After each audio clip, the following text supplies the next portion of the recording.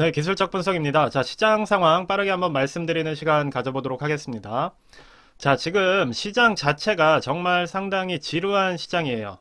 즉, 어떻게 말씀을 드리면 될 것 같냐면, 노잼이라고 말씀을 드릴 수 있을 만큼 시장 자체의 방향이 상당히 불확실하다라고 말씀을 드릴 수가 있을 것 같습니다. 자, 그래서 지금 금리를 보시더라도 지금 0.75bp가 올라갔지만 이미 선반영이 되어 있기 때문에 이전에 말씀드린 것처럼 큰 폭의 튀어오름도 없이 그냥 안정적인 흐름을 보이고 있고, 자, 채권 가격 역시도 오를 것처럼 보여도 오르는 것도 아니고 내리는 것도 아닌 정말 애매한 상황이 이어지고 있어요. 다만 최근에 그래도 조금 눈에 띄었던 거는 환율이 확 빠지면서 지금 원달러 환율 같은 경우에 1370선까지 내려왔습니다. 그러면 이거를 반영해서 이제 투자를 해야 되는가?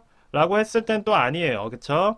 이미 한국 주식과 유럽 주식들은 환율 하락을 반영을 해서 어느 정도의 랠리가 나온 상황입니다. 지금 보시는 것처럼 코스피나 코스닥, 그쵸? 그리고 유럽 같은 경우에도 어느 정도 이렇게 상승 추세가 마무리가 돼가고 있어요. 즉, 지금은 어떤 종목을 딱 매수하기에 정말 애매한 시기다 라고 시장 상황을 정리해 드릴 수가 있을 것 같습니다. 자, 그래서 한 가지 이번 시장의 특징을 말씀을 드리자면 또 디커플링이 또 심하게 일어났어요. 보시는 것처럼 다우존스 같은 경우도 이렇게 지금 200일선을 뚫을 만큼 강한 상승이 나왔지만 나스닥은 또 보시면 정말 애매하기 그지없는 수준의 상승이 나오다가 무너져 내린 상황이에요. 즉 다르게 움직이고 있다. 자, S&P 500 같은 경우는 나스닥을 크게 따라가고는 있지만 변동폭 자체가 그래도 훨씬 살아있는 모습을 보였습니다. 즉 지금 시장 자체는 정말 노잼, 그리고 방향을 읽기가 어렵다. 그래서 같은 시장 안에서도 다우는 오르고 나스닥은 애매하고 S&P도 비슷하게 움직이는 이러한 엄청난 디커플링 현상까지도 나오고 있는 상황이다. 이렇게 이해를 해주시면 될 것 같아요.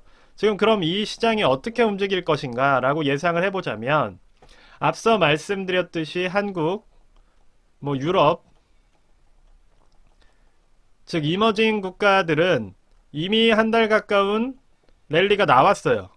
자, 이미 상승이 이 정도 나와 있는 상황이고 나머지 이제 환율이나 이런 것들은 여기에 반영이 됐다고 보시는 게 맞을 것 같습니다. 자, 그러면 올랐으니 어떤 일이 남아있겠어요? 이머징 중심으로는 어느 정도 조정이 나올 확률이 높을 것이고, 자, 반대로 나스닥 같은 경우는 힘이 없는 종목은 내릴 때도 힘이 없습니다. 즉, 그러니까 먼저 내린다는 거예요. 오히려 위로 강하게 쏘던 종목은 시장이 무너져도 어느 정도 버티지만 이렇게 매갈이 없이 움직이던 종목 같은 경우는 지수는 또 시장이 불안해지면 급격히 무너져 내릴 수가 있습니다. 자, 그래서 오히려 지금 다우가 제일 굳건하게 버틸 수가 있는 상황인 거고 S&P 500 그리고 나스닥이 가장 취약하다. 이렇게 이해를 해주시면 될 것 같아요. 지금 나스닥이나 QQQ 같이 기술주들은 둘 다 비슷한 거의 동일한 흐름을 보이고 있는 상황입니다. 자, 반대로 SOX, 즉 반도체주 같은 경우는 강하게 반등이 나왔어요. 즉 나스닥과 QQQ 같은 기술주 중에서도 반도체는 어떻게 보면 차별화를 했다라고 봐주시면 될 것 같습니다. 그럼 지금 이거 들어가야 됩니까? 조금 애매하겠죠. 그렇죠? 왜냐 다른 시장들이 지금 마무리를 짓고 있는 상황에서 반도체 같은 경우에 돈이 몰린 거죠. 사실은 저처럼 지금 노잼 답답하다고 얘기하던 사람들이 그러한 기관이나 돈들이 어떻게 보면 같이 움직이던 것들 중에서 반도체 같은 경우가 낙폭이 더 컸기 때문에 오히려 반등을 한번 주었다라고 봐주시면 될 것 같아요. 자, 그렇다면 이것을 잡았다면 상관이 없겠지만 지금 뒤늦게 따라 들어가 봤자 딱히 그렇게 좋은 수익률을 보기는 어렵겠죠. 이쯤에서 들어간 게 아니라면. 자, 그래서 저는 중간 선거 얘기도 많이 나오고 있지만 크게 중요하게 보고 있지는 않습니다. 어차피 대통령이 바뀌는 것도 아니고 우리나라로 치면 총선, 지방선거 같은 느낌일 텐데 그것으로 인해서 사실은 기조 자체가 지금 연준의 기조 자체나 미국의 당면한 과제 자체가 바뀌는 것은 아니어서 큰 틀에서는 비슷하게 갈 거라고 보고 있습니다. 그래서 굳이 너무 포지션을 잦은 변동을 하시기보다는 원래 계획하셨던 대로 투자하는 게 좋을 것 같아요. 다만 제가 이제 조금 주목하고 있는 부분은 자, 빅스가 어느 정도 튀어 올랐어요. 어제 기준으로 조금 튀어 올랐는데, 자, 5% 정도의 상승이 나왔습니다.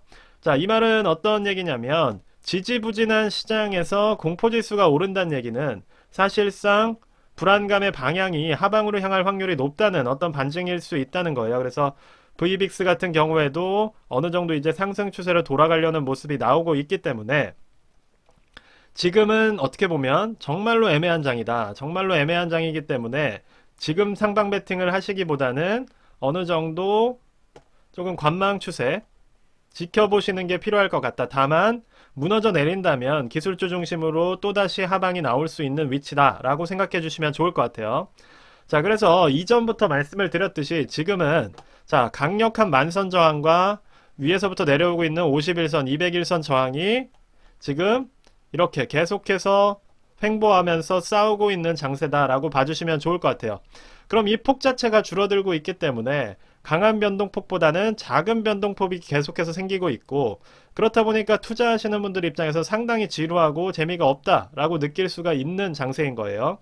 자, 그렇다면 이 과정의 끝에서 과연 어느 방향으로 정할 것인가? 지금 우리는 이 부분을 기다려야 되는 것이고, 앞서 이미 다우존스나 S&P 500 같은 경우는 이걸 뚫고 지금 이렇게 움직여 있는 상황이기 때문에 뒤늦게 나스닥이 따라갈 것인가, 혹은 여기가 무너져 내리기 시작하면 나스닥도 같이 움직일 것인가, 지금 이 부분에 대해서 여러분들이 개별적으로 판단을 해주셔야 된다는 거예요.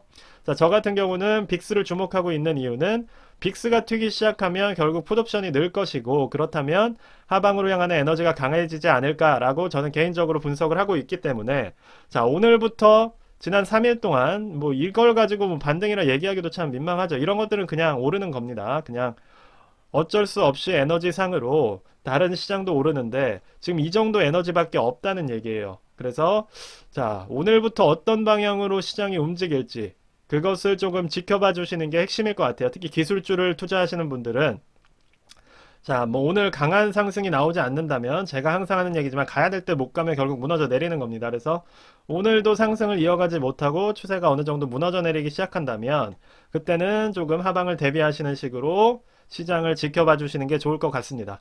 네, 그래서 오늘 영상은 여기까지만 말씀드리도록 하겠고요.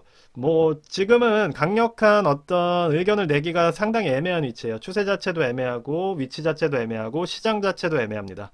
그리고 다양한 모든 지표들도 이미 어느 정도 상승 추세를 마무리하고 있는 상황이어서 모든 지표 자체가 애매하기 때문에 사실은 지금은 어떠한 포지션을 강하게 넣기보다는 조금 관망을 해주시는 게 좋을 것 같고, 예를 들어서 뭐 1000만 원이 있다면 이런 시장에서는 뭐 2, 300만 가지고서 투자를 하시는 게 맞다고 저는 보고 있어요. 그래서 지금 시장 자체가 정말 애매하고 또다시 방향을 정하는 위치로 가고 있기 때문에 여러분들께서는 그거를 염두에 두시면서 지금 그나마 강하게 움직이는 지표들 중심으로 뭐 예를 들어서 최근에는 금이나 은이 많이 뛰어 올랐죠. 왜냐? 환율이 빠졌기 때문에 달러의 대체제인 금과 은으로 돈이 모였던 겁니다. 그러면 지금 들어가면 되겠느냐? 그러니까 그런 식의 지금 투자를 하기가 어렵다는 거예요. 왜냐?